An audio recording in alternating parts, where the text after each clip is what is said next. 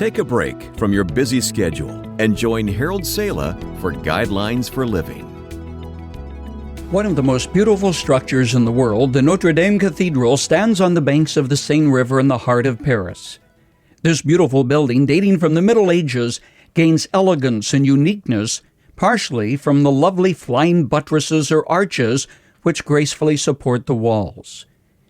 In the Middle Ages, when the cathedral was built, architects faced a problem. How do you support those Gothic arches and the high ceilings? That, of course, was before the days of steel arches and prefabricated walls. Stone and raw ingenuity were the raw materials for the construction of those magnificent buildings, and the problem of support was neatly solved by supporting the outer walls with graceful arches which came to be known as flying buttresses. More than once I've thought of marriage and homes in terms of cathedrals, flying buttresses as some of the traditional supports that keep the walls of the house from collapsing. Like the beautiful cathedrals which span the centuries of time, marriage stems from a beautiful tradition instituted by God Himself, and what may have taken a very long time to build can be destroyed in a very short time. Just as certainly, marriages have buttresses, principles which, like the flying buttresses of old, can keep the walls of your home from collapsing under the pressures of life in the 21st century. This first and most important buttress in keeping the walls of a home from collapse is a personal faith in God. Blaise Pascal, the French philosopher, used to talk about the God-shaped vacuum in every heart that can be filled only by the personal presence of God. To those who will use them, God has given the resources of the gospel. The first buttress of your faith is one that protects human relationships. It's much like a hand without that holds the walls from collapsing within.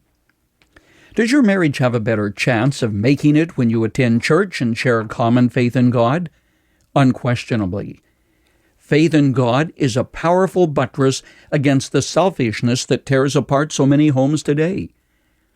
Another buttress is areas of mutual interest you share together. This includes hobbies, recreation that you and your family enjoy, even interests that you and your wife have together. Very often when I counsel with a couple prior to their marriage, I'll ask, what holds you together? What hobbies do you share? What interests do you have in common? What music do you both like? Are those things important? Yes, they are. When people have nothing in common other than the fact they say they just can't live without each other, I'm wondering how long it will be until they decide that romantic attachment or infatuation just doesn't do it. The third buttress to the cathedral of your home is that of mutual respect for each other as individuals. Years ago, Isaiah cried, "Woe to them that lay field to field and house to house." He knew that man is made so that he needs some privacy. Women, too, just individuals. Sometimes some space to be alone. Now, this is often hard in a fishbowl type of a home or an apartment where there are a lot of people and everything's crowded, but you still need to respect each other as individuals and honor that commitment.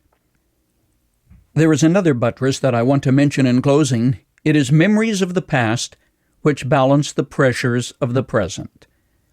I can't live in the past, you might say, and you're right.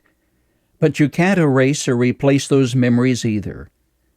So before you drop the bomb that could destroy your home, you better think through it. Memories enrich our lives.